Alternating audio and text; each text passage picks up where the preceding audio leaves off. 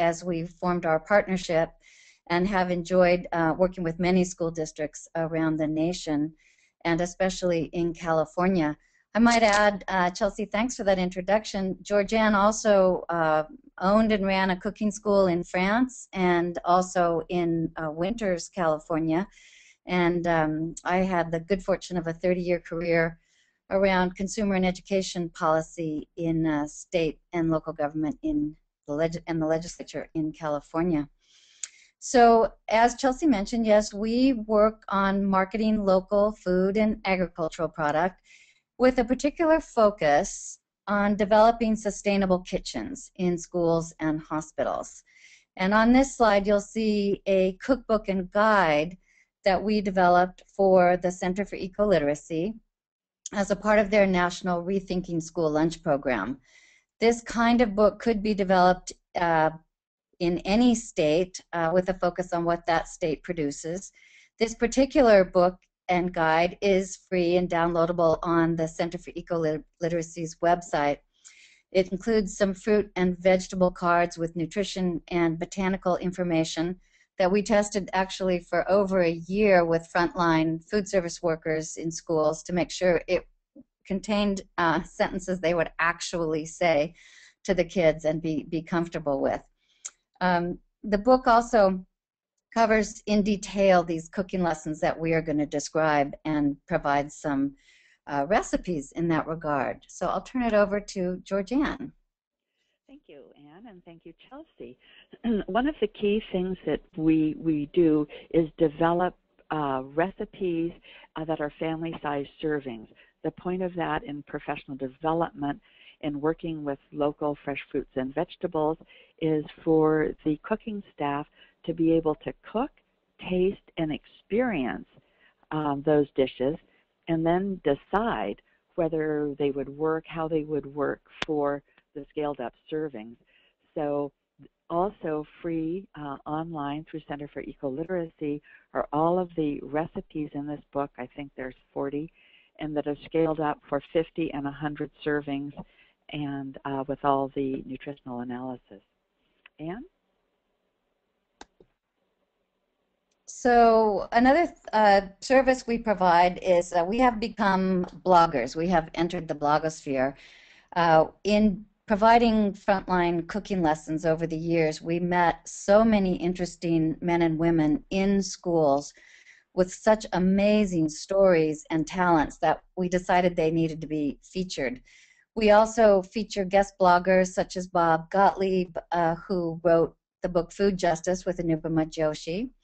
We have essays on, for example, our recent visit to France to investigate school lunch for the French government, and interviews with national figures such as Kathleen Merrigan, Janet Poppendieck, and others. And upcoming, we will have a little bit about the National Institute for School Food Service, our recent trip there, and some interesting work that some unions are doing where they include the quality of food and actual scratch cooking in the union contract. They're very active in particular parts of the country, including Chicago.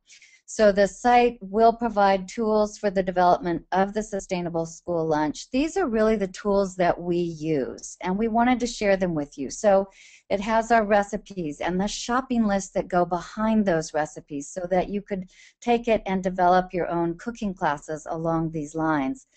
And we are looking for districts throughout the nation. So if you're working statewide or in a particular district and are cooking from scratch, serving more whole foods and engaged in that kind of food education, let us know. We would love to feature the frontline men and women in your district. And of course, we invite you to subscribe. Georgeanne? Georgeanne? Hello. So we seem to have lost contact, or I did. Are you back? I'm back.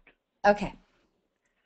So as part of our work, we principal investigators, we design and develop research projects. This particular one, we wanted to see if California crops, of course California is a huge food production state actually wind up on school lunch plates. And to some extent, we found out that they did not. And this study was performed for the Center for Ecoliteracy, but could be done for any state and provides the basis really for moving forward with agriculture as a partner in the solution to actualizing the sustainable school lunch. And in Farm to School, that is the key, of course, is that link between the farms and what actually gets on the plate. Again, this is an educational opportunity for staff and for others. Anne? Great. Oops.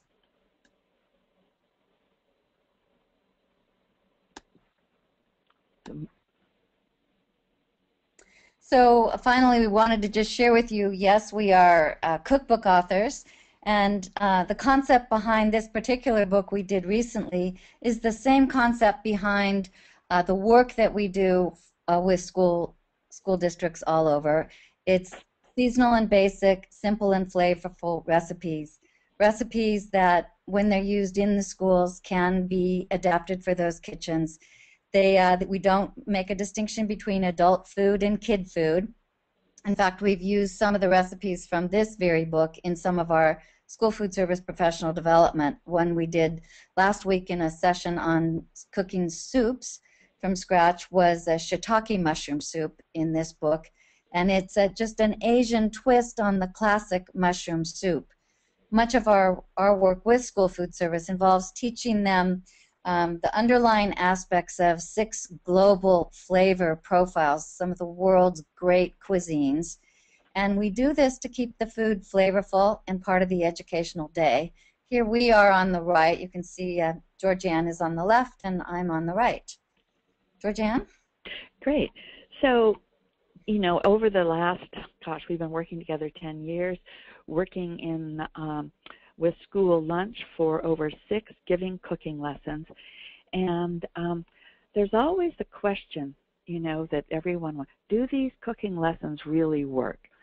And in that sense, does it mean, is there any transformation that takes place with the workers themselves? And you can see a group over here on the left from a recent class. And does it make any difference on the school lunch plate? And we will answer to that with a resounding yes.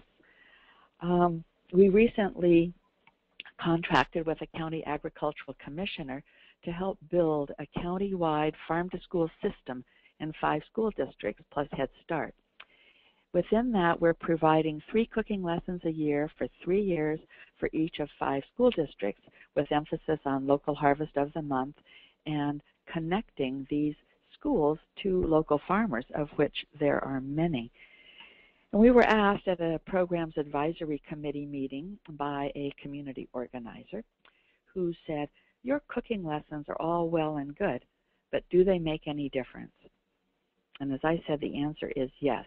They work because the change comes from the ground up. It comes from the staff who get excited about learning for themselves, you know, as adults to bring home to their friends and family, and they become excited about bringing the things that they learn to school.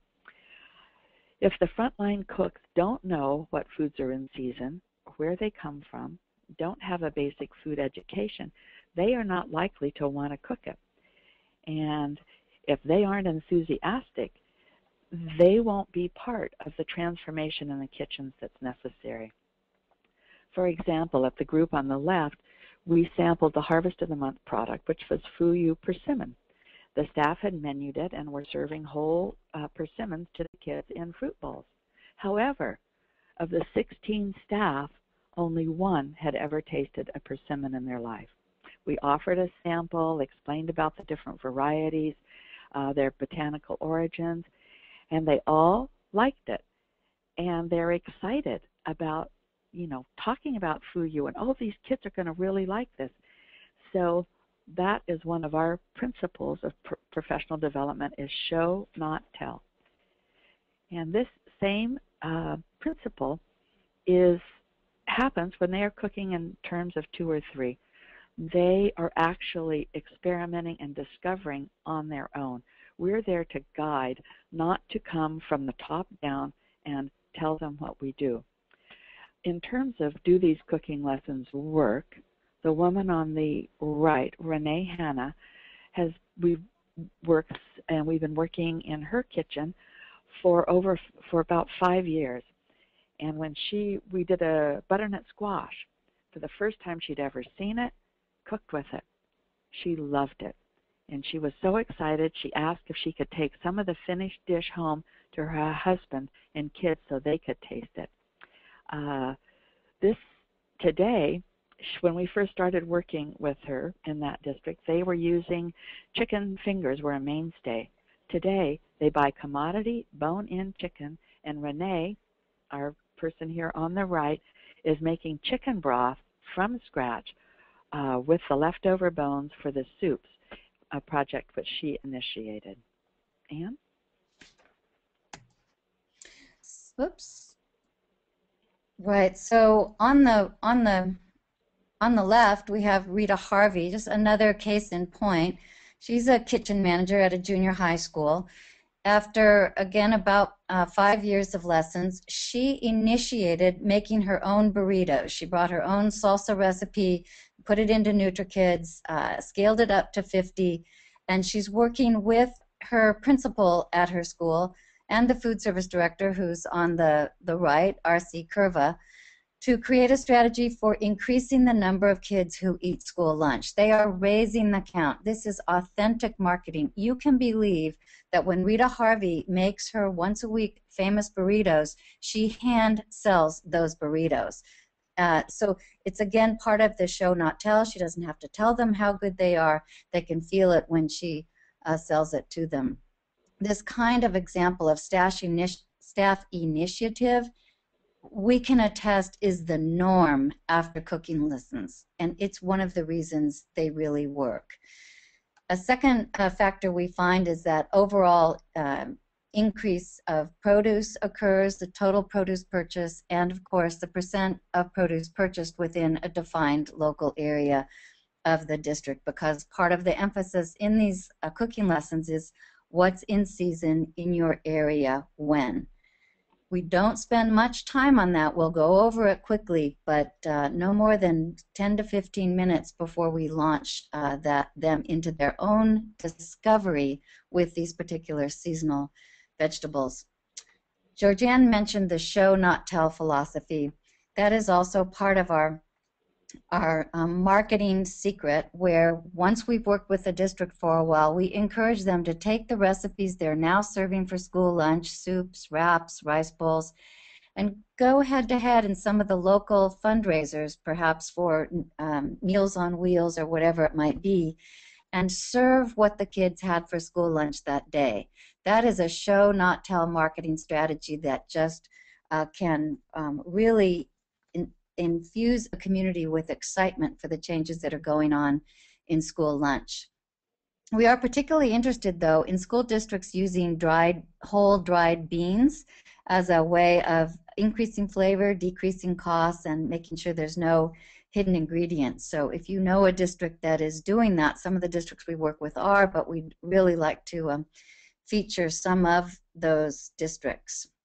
Georgeanne? How are the classes organized? The outline, as we say here, is in the guide by CEL, which is free and online. But essentially, we work specifically through the food service directors. It's their business, their show, and they are your best partner. We want to make sure that the district has approval for professional development, and also time is accounted for the staff. This may come funds through a community group or otherwise, but this support from the district is key. We ideally, we want to provide lessons 3 to 5 times a year for several years, so that you can begin to build on acquired tastes and experiences, and also the bonding of the staff around this fun of cooking together and drawing on their own personal resources. Food service directors have shared with us that it is important to them to have consistency in the training. So we recommend using the same instructor rather than bringing in a different one with a different style for each lesson. We can't emphasize enough the hands-on approach with a minimum of talking head. These people have been working all day. They want to do, and the adults essentially are kinesthetic learners who learn by doing. To that thought there, we don't teach basic skills because we found that for the purposes of these cooking lessons, the frontline men and women have put a meal on their table at home every night of their adult life for their family, and they know how to cook, and some are professionally trained. So we respect that and instead emphasize new tastes and new flavors and really educating in the global cuisine. Anne? So on the topic of experts on staff, on the left you see Frances Terrell, Miss Frances. We've cooked in her kitchen many times at Castlemont High School in Oakland, heavily urban area. And just to say that we take our time when we come into her kitchen. She's run a senior cook line many, many years before she started in school food service. That background in senior dining completely prepared her for what she's doing. She and her staff put on 3 meals a day for the kids. So we come in and we use their expertise as well. On the right, we're working with a group of frontline cooks. Again, not food service directors, but the frontline men and women. This particular one is LA Unified. And we find in LA, as we found all over the country where we've taught, that the staff are experts on particular cuisines. In this 1 2-day lesson, we had each of the 5 global flavor profiles we teach represented. So African American, Indian Middle Eastern, Asian, Latin American, and European Mediterranean. In some cases, first generation. And in some cases, for example, with Asia or Latin America, we had 2 to 3 countries represented, which is so key because the countries do have their differences, and these can be brought out by men and women as they're going over how they might use particular spices, chilies, and other ingredients a little differently from each other, but yet within, for example, the Asian global cuisine profile. We invite these local experts to be part of our team. We ask their permission privately to call them up front. We bring them in the front of the class and really ask them to provide very briefly their knowledge about the ingredients. Frequently they'll name the ingredients in their native language, and it builds an excitement. We teach the classic dishes in each cuisine with the knowledge that food service at schools are under tremendous time constraints, and the easy, direct, and very few ingredients of these dishes lend themselves well to that. In many cases, the people, once they've received their cooking lessons and feel empowered, bring in their own recipes. This can be a very important part of a new marketing program we'd love to see designed in these school districts. Georgeanne? Yes. You know, and to reflect what Anne was saying about the cost constraints. First, we integrate USDA commodity product into our recipes and into the professional development. They're good. They can be good ingredients and provide a cost savings.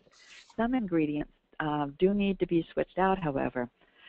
As a part of our cooking classes, we typically have a section on salad dressings. You know, the kids love ranch dressing. They'll put ranch dressing on everything. And so one of the things that we teach is how to make a ranch dressing from scratch.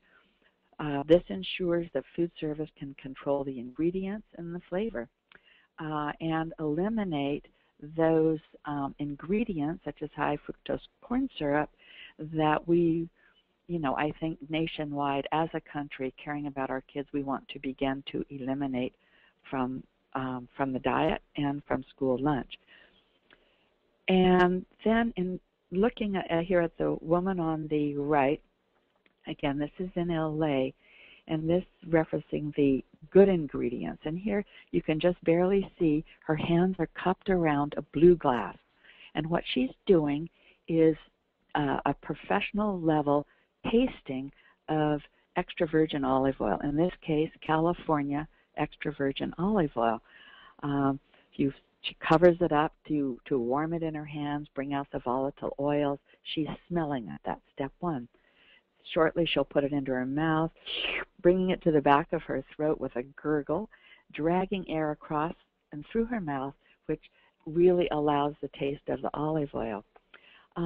Most of the, we do a comparative tasting. Not that we say extra virgin is the best, that has the most important ingredients, nutrition in it, but let them experience the taste. So we do tasting of pure olive oil, which is the final chemical extraction, some different blends, and then let them see what they think about the difference. And each time we do this, no matter what negativity that starts out with, oh, I'm not going to taste that stuff, oh, that's nasty, in the end they say, wow, this is so much better. And that's the thing we're looking for in terms of ingredients, the local farm fresh fruits and vegetables, and also manufactured products like olive oil, is what's the taste, what's the flavor. And as Anne said, we would like to see, I think all of us, would the end of this divide between kid food and adult food. Anne? Great. Well, just to conclude with you all, the basic structure of this 2 to 3 hour class that we offer, and it could be offered all around the country, is to plan the recipes with the food service director, 6 to 8 recipes, make a shopping list, and have the district shop. This is a real learning. Any ingredients, however, that you need to have right, you might want to get yourself the first time around. We have 15 to 18 people. As Georgeanne mentioned, we work in teams of 2 to 3. They select their own teams. We provide a set of recipes ahead of time for duplication, go over those recipes with them just as in a cooking class, which it is, go over the seasonal ingredients, and they get started cooking. We quietly go around adding any advice where it's needed, offering samples of seasonal foods just to increase their own palate, their own edible education. When they're done, they plate out the dishes. They verbally present to the group what they've made. They talk about what grade span they think it would fit well with. Then we all taste. There's usually a few moments of silence while we savor the flavors that are just so fresh and so delicious. Everybody's so proud of what they've just made. And then we engage them in discussion. What do many of them think about this dish? Do they like it?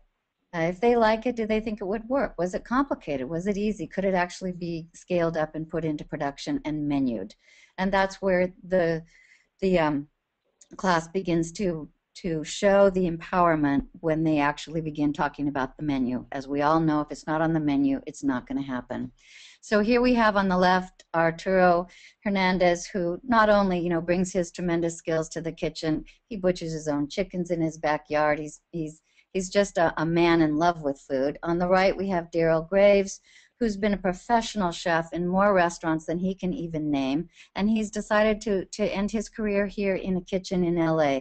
Equipped for from-scratch cooking, once did from-scratch cooking, and we hope the time again is coming soon when it will again serve in that capacity. So this concludes our presentation. It's been a real privilege for us to get to know the frontline cooks. We hope you're excited as we are about working with them as a true untapped resource in creating a sustainable school kitchen. In our experience, these cooking classes are really what helps engage them in literally changing the food on the school lunch plate.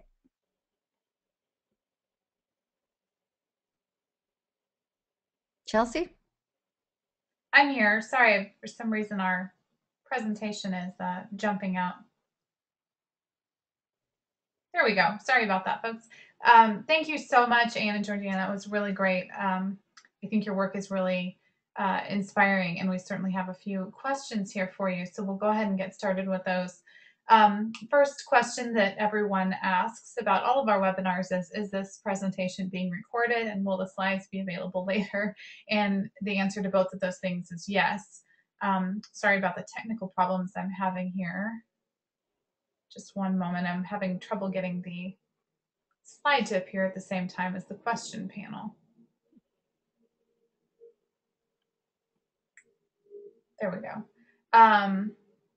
So yes, this PowerPoint will be available to download, and a recording of this will be available later. So my next question from one of our attendees today is, have all of these recipes that you're talking about that you've worked with been run through the NutriKids analysis? This is Anne. I'll start with that. The slide that Georgeanne spoke of had about 40 recipes that have been put through a NutriKids analysis and scaled up to 50 to 100. When we develop recipes that we use in the cooking lessons with school food service, we do not run them through NutriKids beforehand. Some of them are going to be selected by the school food service as appropriate for their kids, others won't. Our experience is once the food service director makes the final selection and decides to menu it, then he or she runs it through NutriKids. They make any changes in the recipe that are necessary when you scale it up to 5100, but that's part of their professional set of competencies is they're able to do that. And how long is an average training? An average training, this is Georgeanne. We do a variety. Some that we do are 2 to 2.5 hours. Those are typically at the end of the school day, at late afternoon. They might begin at 1:30, 2 o'clock, 3 o'clock. Others that we do are up to 6 hours a day. Those are, maybe during the summer or when school is out. But we really find that anything less than 2 hours doesn't allow enough time for the experience of cooking as well as for the education about the products, such as different varieties of broccoli or tasting 5 different kinds of apples. So really a 2-hour minimum. And do you have any suggestions for someone in a school kitchen that doesn't have a stove? Yes. Working with salads. So many salads, of course, can be created with, a large bowl and a knife, and adding, fruits or vegetables to it, creating a dressing. Some of the kitchens we worked in that do not have stoves, and in fact, many of them do not have great equipment, work with wraps, where you take a tortilla or flatbread, a little cream cheese, some fresh vegetables, etc. So there are really quite a few things that can be done without a stove. Chelsea, this is Anne. Also, there's some pieces of equipment you could bring in. For example, a very large rice bowl. And then you could be making some fresh rice bowls, maybe bake out in the oven a few vegetables to go on top as an idea. And then over the long term, maybe you want to investigate one of the very small 2-burner stoves that Wolf and other manufacturers make that you can bring in that take, gosh, no more than 1.5 feet, 2 feet, if you can get gas piped in. So, there are short-term strategies, mid-term and long-term. That's great advice. How important do you feel it is to do tastings with kids before serving new items? I think that is really, this is Georgeanne, very important. And we typically find that while the kids are waiting in line and they're hungry for lunch, they will sample just about anything. And that whenever the new dish is sampled with the kids on the line, that dish sells out. That is the first choice of everything that is offered that day. So really we cannot emphasize enough doing it, but we do think that it's at the time that they are in the line is the best time, rather than bringing, another model is to bring a group of students together, have them taste and discuss and so forth, which is viable as well. But in thinking about school lunch and food as part of the educational experience or day, I don't think I would ask students how they felt about this type of algebra or that type of algebra, or if they liked it. So kind of 2 different models. And are there challenges that you've seen when communicating the value of your work to districts and maybe administrations? And if so, how have you overcame those and communicated the value of your work and the services you provide in this way? That's a really good question. Somebody out there may be having difficulty convincing a district that this is something needed.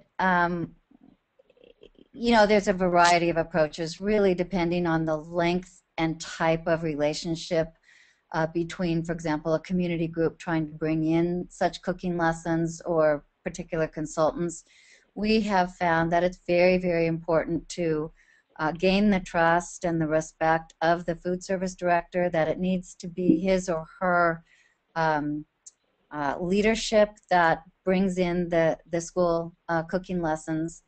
It is impossible to actually have a good atmosphere and provide the cooking lessons without the support of the school food service director. How to interest them in it? Well, gosh, we've taken a lot of school food service directors to lunch to different places just to kind of get a sense of what is their palate all about, what do they love and think and know about food, what is their vision for if they had no constraints, the type of foods they would like to be serving their students. So I think it's really involves building the relationship and understanding the vision of those in charge of the program, and then seeing how you can fit the cooking lessons in. I will say, once there is one cooking lesson, it sells itself.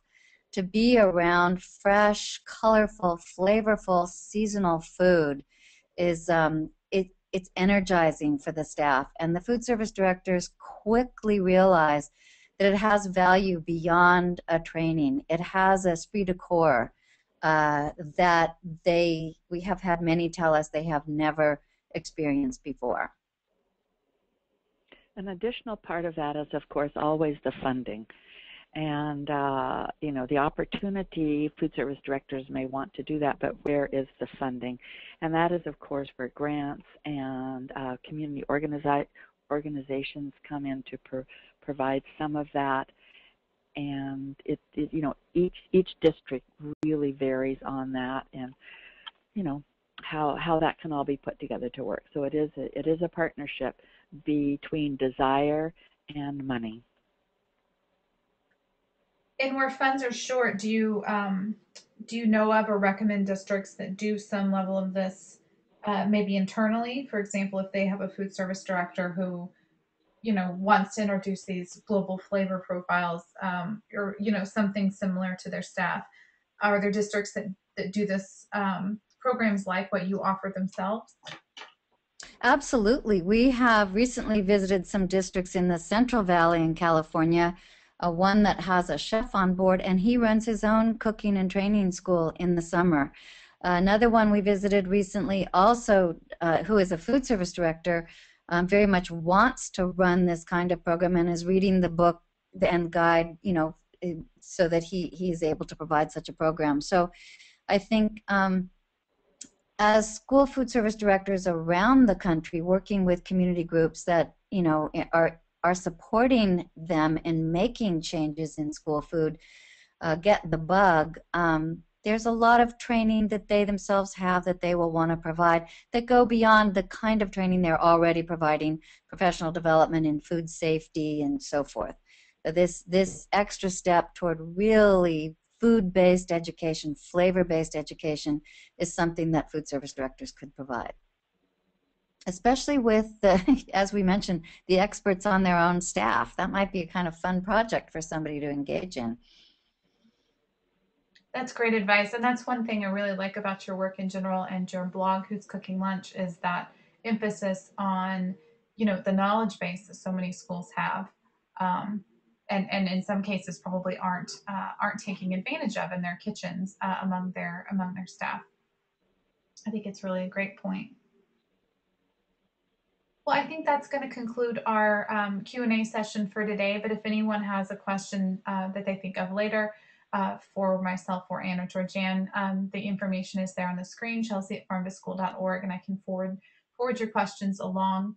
I encourage you to check out our presenters blog that we talked about earlier. What's the domain? Is it www.whoscookingsschoollunch.com. That's great. Thank you. And thank you for joining us today. Thank you for the great presentation. You're welcome, Chelsea. Thank you. Our pleasure.